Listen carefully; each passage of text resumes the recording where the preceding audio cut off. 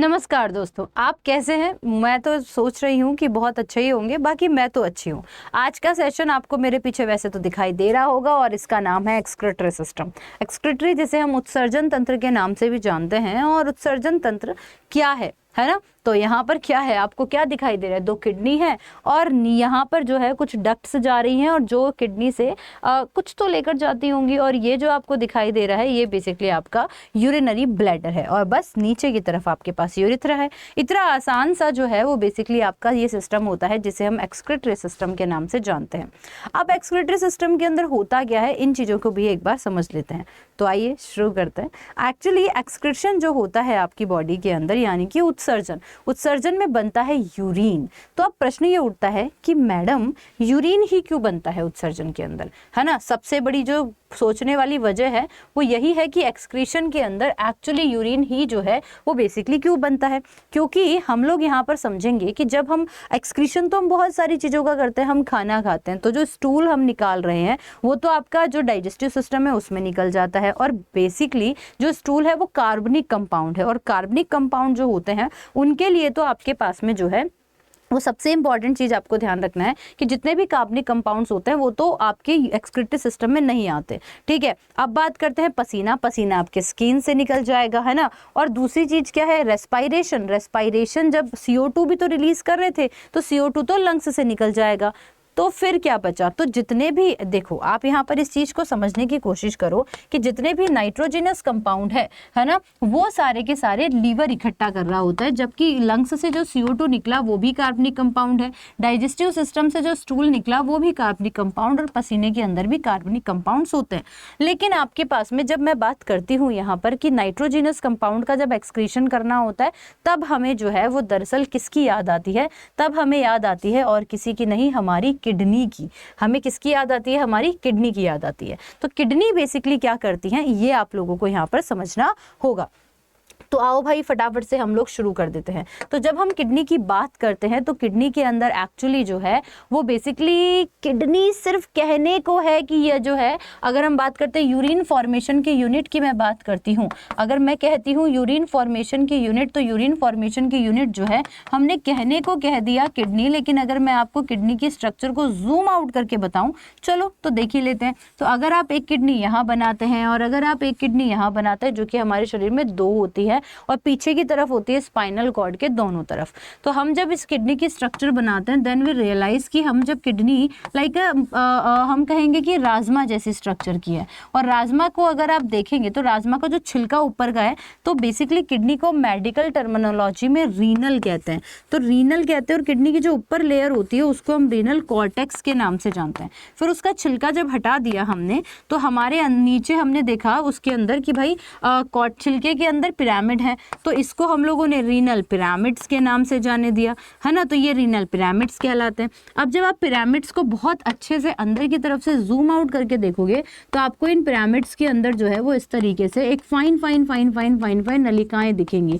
और ये जो अंदर वाला पोर्शन है इसको हम लोग रीनल मेड्यूला के नाम से जानते हैं। किसके नाम से? रीनल मेड्यूला के नाम से जानते हैं। ये जो पतली पतली नलिकाएं आपको दिखाई दे रही है बेटा, यही है जो एक्चुअल में यूरिन का निर्माण करती हैं। और ये पतली पतली नलिकाएं और कोई नहीं, नेफ्रॉन है। एक किडनी के अंदर 10 लाख नेफ्रॉन होते हैं और 2 किडनी के अंदर 20 लाख नेफ्रॉन हो गए। और एक्चुअली में यूरिन का फॉर्मेशन किसने किया? इन्हीं नेफ्रॉन ने किया है। आप लोगों को अगर नेफ्रॉन की स्ट्रक्चर जाननी होगी तो नेफ्रॉन कैसे काम करता है पहले मैं आप लोगों को ये समझा देती हूँ। तो यहाँ पर जब आप देखेंगे तो आपको समझ आएगा कि क्या क्या चीज़ें जो है वो यहाँ पर होती हैं। ये जो आपकी किडनी होती हैं, ये यूरिनरी सिस्टम है पूरा, और इसके अंदर ये जो आपकी किडनी है, इन किडनी के अंदर जो है वो जितने भी टॉक्सिक चीज़ें भी आएंगी, जितने भी नाइट्रोजनस कंपाउंड्स भी आएंगे। नाइट्रोजनस कंपाउंड्स के अलावा अगर मैं बात करूँ तो आप लोगों ने जितने भी टॉक्सिक एसिड हैं और बहुत सारी चीज़ें जो बॉडी के अंदर बहुत ज़्यादा हो गई हैं, उन्हें अगर बॉडी से बाहर निकालना है, तो ब्लड जो है वो हर ऑर्गन में जाता है और हर ऑर्गन से जितनी भी इम्प्योरिटीज है वो सब कलेक्ट करके किडनी के पास लेकर आ जाता है। लीवर यहाँ पर एक सबसे इंपॉर्टेंट काम करता है, क्योंकि लीवर बनाता है यूरिया। अब हम तो है एनिमल, और वो एनिमल जो कि बेसिक, क्योंकि इंसान तो सबसे बड़ा जानवर है ना, सबसे कॉम्प्लेक्स एनिमल है, तो चूंकि इंसान सबसे बड़ा कॉम्प्लेक्स एनिमल है तो कॉम्प्लेक्सिटी तो आएगी, बहुत सारी स्पेशल चीजें इंसान को मिलेगी ना। तो हमने जो यूरिन के साथ हम जो पास आउट करते हैं वो एक्चुअली यूरिया करते हैं, यूरिया, और ये यूरिया का फॉर्मेशन लीवर करता है, और लीवर इस यूरिया का फॉर्मेशन कर अपनी बहन किडनी को दे देता है। अब किडनी के पास जब ये यूरिया आ जाता है तो कैसे ये यूरिन बनता है यही हमें समझना है।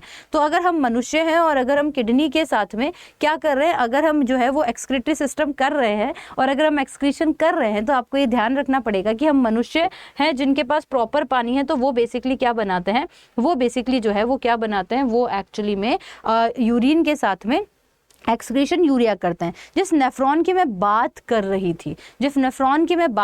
थी, वो नेफ्रॉन ये है, यानी कि एक किडनी के अंदर आप लोग अगर देखेंगे तो हमारे पास में कितने नेफ्रॉन होते हैं, तो एक किडनी के अंदर हमारे पास में 10 लाख नेफ्रॉन है। मैं एक नेफ्रॉन की स्ट्रक्चर समझा देती हूँ।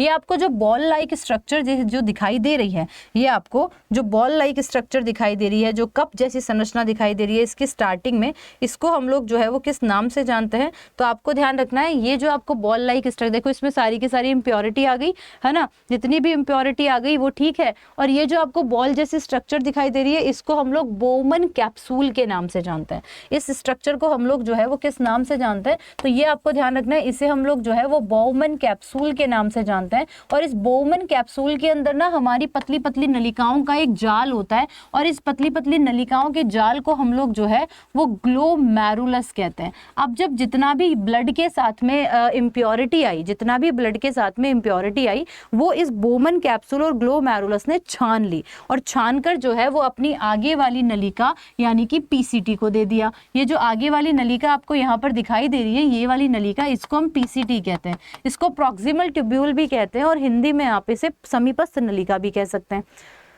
अब ना इसमें थोड़ा सा ट्विस्ट है। ट्विस्ट ये है कि आप कि जो ब्लड है वो तो अपना ब्लड तो अपने साथ बहुत सारी चीज़ें लेकर आता है, लाइक सोडियम भी, आयरन भी ले आता है, प्रोटीन्स भी ले आता है, हार्मोन्स भी ले आता है, विटामिन्स भी ले आता है, एंजाइम्स भी ले आता है कि निकालो इसको बॉडी के बाहर। लेकिन अगर इतनी सारी चीज़ें बॉडी से बाहर निकल जाएगी तो बॉडी में जो है वो बहुत सारी चीज़ों की कमी हो जाएगी, और जब बॉडी में बहुत सारी चीज़ों की कमी हो जाएगी तो लफड़ा हो जाएगा। इसलिए अब आपका ग्लोमेरुलस और बोमन कैप्सूल तो ऐसे हैं कि बिल्कुल क्या कहें इनको, मतलब ये ना बहुत सारी जो है चीजें जो आपकी बॉडी में इंपॉर्टेंट है उनको भी छान देते हैं, बोले लेके जाओ इनको यूरिन के साथ। लेकिन पीसीटी बहुत समझदार है। पीसीटी वो समझदार दीदी है जिसको पता है कि अगर इतनी सारी चीजें बॉडी से बाहर निकल गई तो भाई साहब दिक्कत तो आ जाएगी। तो ये जो आपकी समीपस्थ नलिका होती है ये रीएब्जॉर्प्शन करती है। ये क्या करती है बेटा, ये जो है वो रीएब्जॉर्प्शन करती है। रीएब्जॉर्प्शन का मतलब ये कहती है अरे ये भी यूरिन के साथ भेज रहा था, वापस बॉडी को भेजो। तो यहाँ पर क्या होता है कि छोटी छोटी कैपिलरीज होती हैं ब्लड में, वापस भेज देती है। ये कुछ आयरन को भेज देंगी, कुछ जो है वो साल्ट को भेज देंगी, कुछ प्रोटीन्स को भेज देंगी, इन सबको वापस बॉडी में भेज देंगी ताकि बॉडी में होने वाली कमी से बचा जा सके। अब यहाँ पर जो आपको यू शेप की स्ट्रक्चर दिखाई दे रही है ना, हम नेफ्रॉन की संरचना पढ़ रहे हैं जो आपकी किडनी के अंदर है। 10 लाख, हम एक नेफ्रॉन की स्ट्रक्चर पढ़ रहे हैं, बाकी सारे भी इसी तरह से काम करते हैं। ये जो आपको स्ट्रक्चर दिखाई दे रही है ना, ये स्ट्रक्चर एक्चुअली में लूप ऑफ हेनले होती है। ये स्ट्रक्चर आप लोगों को जो दिखाई दे रही है इसको हम लूप ऑफ हेनले कहते हैं। और लूप ऑफ हेनले जो होता है, हेनले लूप, ये सिर्फ और सिर्फ वाटर का रीएब्जॉर्प्शन करता है। ये कहता है अरे इतना पानी चला जाएगा तो बंदे को डिहाइड्रेशन हो जाएगा, तो ये वाटर का एब्जॉर्प्शन करते हैं। ऊपर की तरफ जो नलिका आपको यहाँ पर दिखाई दे रही है, इस नलिका को हम डीसीटी कहते हैं, डीसीटी डिस्टल ट्यूब्यूल, यानी कि दूरस्थ नलिका। और ये फाइनल सुपरविजन करता है कि भैया अब और क्या क्या नहीं जाना चाहिए। तो अगर कुछ छोटी मोटी चीजें और इसको लग रही हैं कि अगर ये बॉडी से चली गई तो दिक्कत हो जाएंगी, तो ये इसको भी रीअब्जॉर्प्शन यानी कि पुनः अवशोषण कर लेती हैं, है ना। तो ये आपका डीसीटी होता है और ये रीअब्जॉर्प्शन कर लेता है। और यहाँ पर अब जो आएगा वो फाइनल क्या आएगा, यहाँ पर जो आएगा वो फाइनल यूरिन होगा। और इस यूरिन के ये जो फाइनल डक्ट दिखाई दे रही है, इस डक्ट को हम लोग कलेक्टिंग डक्ट कहते हैं। तो ये जो कलेक्टिंग डक्ट होती है इसके अंदर तमाम प्रकार का यूरिन जो है वो स्टोर हो जाता है, और फिर आगे चलकर आपके शुक्र जो मूत्र नलिका है उसके अंदर जो है वो बेसिकली जो है वो क्या हो जाता है, कलेक्ट हो जाता है। तो ये आपका इस तरह से यहाँ पर फिल्टर हो जाएगा, यहाँ पर रीअब्जॉर्प्शन हो जाएगा, और रीअब्जॉर्प्शन होने के बाद में जो है वो बेसिकली क्या होगा, इन सब चीज़ों का रीअब्जॉर्प्शन होने के बाद में फाइनल यूरिन बन जाएगा। ये बोमन कैप्सूल जो है वो बेसिकली क्या कर रहा होता है, बोमन कैप्सूल कलेक्ट कर रहा होता है, पीसीटी अगेन जो है वो देखो रीअब्जॉर्प्शन कर रही है, लूप ऑफ हेनले जो होता है वो वाटर का रीअब्जॉर्प्शन कर रहा होता है, ठीक है। और आपकी जो डीसीटी होती है वो डीसीटी आप लोगों के जितने भी एसिड्स हैं, पोटेशियम है, बाइकार्बोनेट्स है, उनका फाइनली रीअब्जॉर्प्शन करती हैं, और इस तरह से आपके जो है वो फाइनली क्या होता है, इस ब्लैडर के अंदर जो है, फाइनली ब्लैडर के अंदर जो है आपका यूरिन जो है वो इकट्ठा हो जाता है। तो फाइनली ब्लैडर के अंदर यूरिन जो है वो इकट्ठा हो जाता है। तो ये सारी चीजें आपको यहाँ पर शायद समझ में आ गई होंगी कि आखिरकार प्रोसेस जो है वो होती ही क्या है। तो ये सारी चीजें हैं दोस्तों, उम्मीद करती हूँ कि सेशन तो अच्छा लगा ही होगा, लेकिन कुछ चीज़ें और समझ लीजिए। तो ये नेफ्रॉन है, और अभी मैंने आपको नेफ्रॉन की स्ट्रक्चर बता दी थी। नेफ्रॉन जो है वो सारे के सारे क्या करते हैं, कलेक्टिंग डक्ट से होते हुए सारे यूरिन को इस डक्ट जिसे मूत्र नलिका कहते हैं या फिर यूरिनरी डक्ट कहते हैं, वहाँ तक लेकर आते हैं, और वहाँ तक लाने के बाद में ये सारा का सारा जो यूरिन है वो आपके ब्लैडर के अंदर कलेक्ट हो जाता है। आपके ब्लैडर की on an average capacity 750 ml होती है, यानी कि एक बार में आप 750 ml यूरिन का जो है वो क्या करते हैं, एक्सक्रीशन करते हैं, और पूरे दिन में लगभग 1.5 लीटर का यूरिन का एक्सक्रीशन करते हैं, और यूरिथ्रा जो है वो इसको जो है वो बेसिकली ओपनिंग और क्लोजिंग के लिए होती हैं।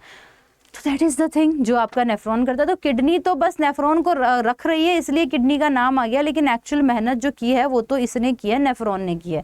तो नेफ्रॉन के ये सारे पार्ट्स हैं, और मुझसे बहुत अच्छे से, और ये तो सिर्फ आपको डर छू मंतर करना था कि अच्छा ऐसा होता है, इतना सरल ही तो है। फिर आप अगर बहुत अच्छे से पढ़ना चाहते हैं, आप हर दिन मुझसे जो है वो जुड़ सकते हैं। और SSC अड्डा 24/7 यानी कि पहले तो चैनल को सब्सक्राइब कर लो, किया कि नहीं किया, फटाफट से चैनल को सब्सक्राइब करो, यानी कि इसी सेशन पर, इसी चैनल पर 3 बजे, कितनी बजे, दोपहर 3 बजे मेरे सेशन होते हैं। तो आप डेफिनेटली मुझसे जुड़ सकते हैं, और मुझे ज़रूर उस 3 बजे वाले सेशन में आके ज़रूर बताइएगा कि मैडम मैं इस क्लास से आया हूँ, ठीक है, या फिर आई हूँ। एक और चीज़, तो चैनल को सब्सक्राइब करना, वीडियो को लाइक ज़रूर करना, और अपने भाई बहनों को, जितने भी लोगों को सेशन साइंस से डर लगता है, उनको ये सेशन ज़रूर बताना। तो that is the thing guys. और मैं बहुत जल्दी केमिस्ट्री और फिजिक्स भी स्टार्ट करूँगी ऐसे ही मज़ेदार ट्रिक के साथ में। तो सेशन कैसे लगे मुझे ज़रूर बताइएगा। हाँ, अगर आप SSC की तैयारी कर रहे हैं, अगर आप रेलवे की तैयारी कर रहे हैं, अगर आप किसी भी एग्जाम की तैयारी कर रहे हैं, आप डाउनलोड, इस वीडियो के डिस्क्रिप्शन में जो है वो आप लोगों को क्या दे रखा है, इस वीडियो के डिस्क्रिप्शन में आप लोगों को एप्लीकेशन का लिंक दे रखा है ना। तो अगर आप एप्लीकेशन की बात करते हैं तो आप इस वीडियो पेड बैच में एनरोल करवाना चाहते हैं, एप्लीकेशन को डाउनलोड कर लेना। डाउनलोड करने के बाद SSC वाले सेगमेंट में आपके पास में SSC के काफ़ी सारे महापैक भी देखने को मिल जाते हैं। और अब अगर आप इनमें से कोई भी बैच लेना चाहते हैं, आपके पास काफ़ी सारे ऑप्शंस हैं वैसे, कि भाई आप जो है वो MTS का बैच भी ले सकते हैं, MTS के अलावा आप जो है वो स्टेनोग्राफर का भी बैच ले सकते हैं, है ना। और ऐसे काफ़ी सारे बैचेस आप ले सकते हैं, और मेरा कोड यूज़ कर सकते हैं, वो है Y698। ऐसे ही मज़ेदार तरीके से आपको साइंस का डर छूमंतर तो हो ही जाएगा। Y698 कोड लगाएंगे तो 80% डिस्काउंट भी ऐसे ही मिल जाएगा। तो कोड आप इन जितने भी बैचेस हैं या अड्डा के कोई भी बैच में आप कोड यूज़ कर सकते हैं Y698। Till then see you, take care, do like, share, comment कीजिए, और चैनल को सब्सक्राइब ज़रूर कीजिएगा।